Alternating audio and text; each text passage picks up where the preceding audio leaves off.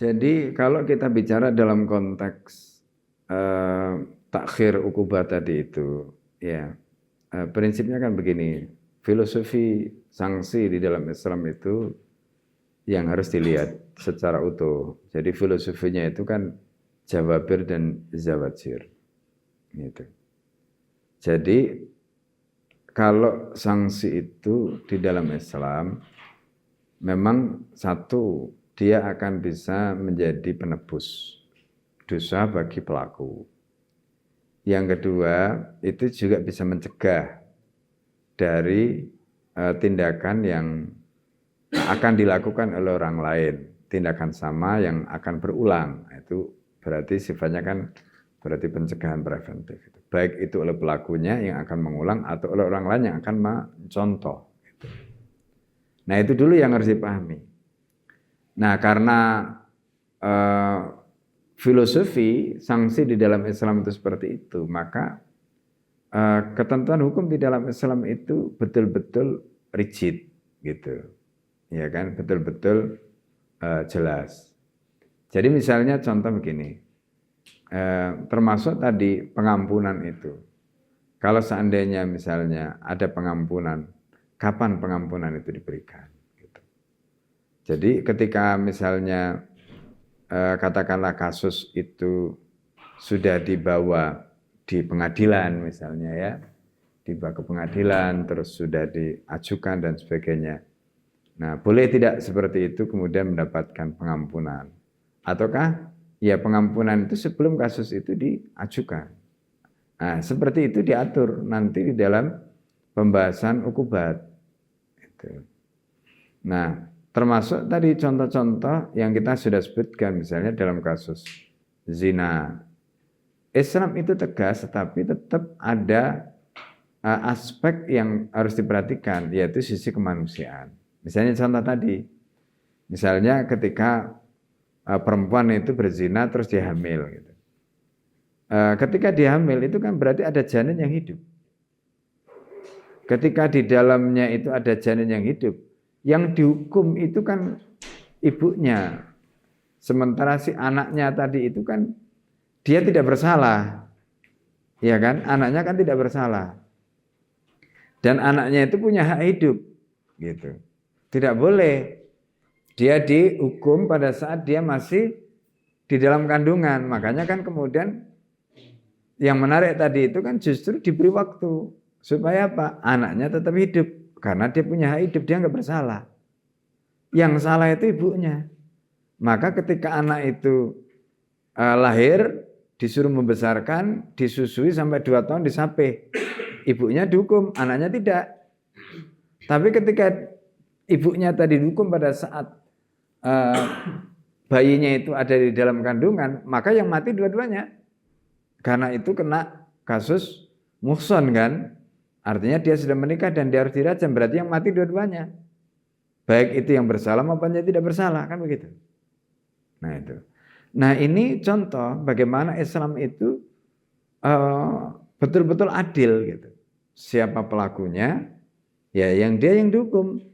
Ya termasuk dengan memperhatikan aspek tadi, akhlak, ya, kemudian apa namanya hal-hal yang terkait dengan aspek kemanusiaan, ya, di mana ada janin yang tidak salah, kemudian ya dia punya hak hidup, ya dia dibiarkan, gitu. Ini contoh.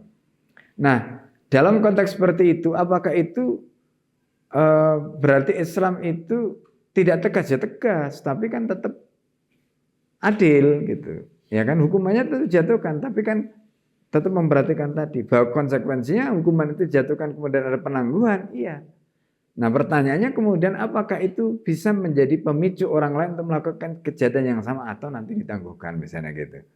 Nah di sini kita harus bedakan ya. Jadi dalam kasus hudud seperti misalnya kasus zina tadi, zina itu kan nggak bisa istilahnya kan nggak bisa diampuni.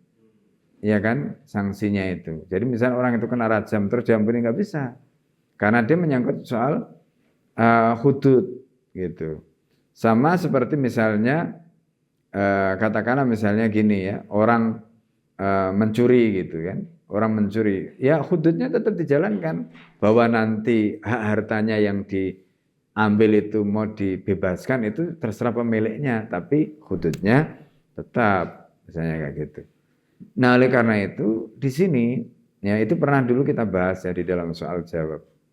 Jadi terkait dengan bagaimana memberikan ampunan kepada koruptor gitu. Nah, itu kan harus kita lihat gitu. Jadi kan karena itu nanti ada yang terkait dengan apa namanya hukukun adami, ada yang terkait dengan hukukullah dan seterusnya gitu. Nah, di situ kita mesti paham. Nah, jadi kalau terkait dengan haknya manusia itu boleh. Nah, misalnya seperti kasus diat. Diat itu bukan hudud, karena itu katanya nanti dengan jinayat.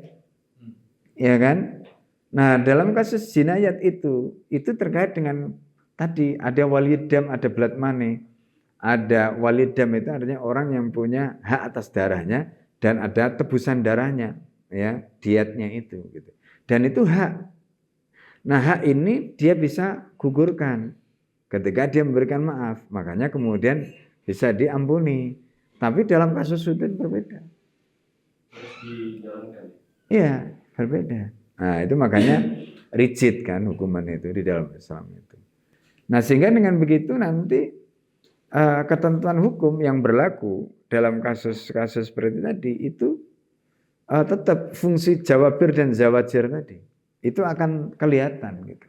Dan di situ akan dirasakan. Ya kan? Nah, termasuk misalnya kenapa hukuman itu harus dilakukan dengan terbuka misalnya. Jadi misalnya seperti di dalam Al-Qur'an ketika Allah bicara walakum fil qisasi hayatun ya ulil albab misalnya. Dan bagi kalian di dalam hukuman qisas itu ada kehidupan. Kehidupan bagi siapa? Orang lain yang melihat. Termasuk orang lain yang belum menjadi korban. Ya kan? Kan otomatis dengan hukuman tadi dijatuhkan bahwa yang dihukum itu mati, yang dibunuh sudah mati, yang dihukum tadi mati, ya. Tapi kan ada efek domino, efek psikologi di mana orang yang melihat atau di mana orang yang belum menjadi korban dia akan selamat. Itu namanya walakum fil hayati hayatun ya ulil albab gitu. Nah, maka fungsi jawabir dan zawajir tadi akan ditemukan di situ. Ketika orang itu mengambil pelajaran, ya, orang itu mengambil pelajaran gitu.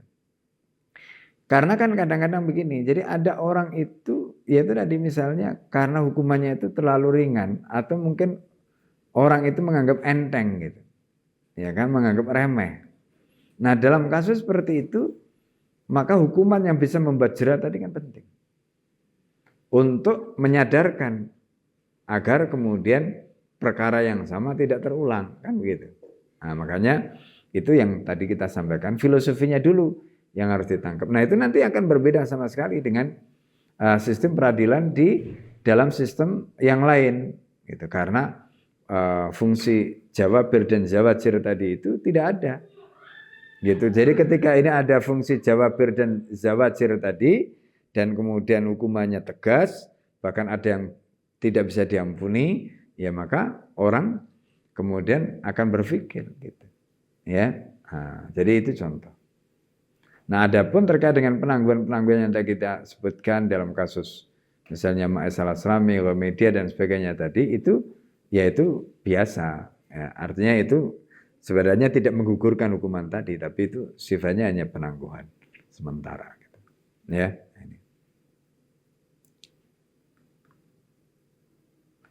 Nah, terus misalnya kasus murtad tadi lah, murtad tadi kan hudud, hadur riddah itu.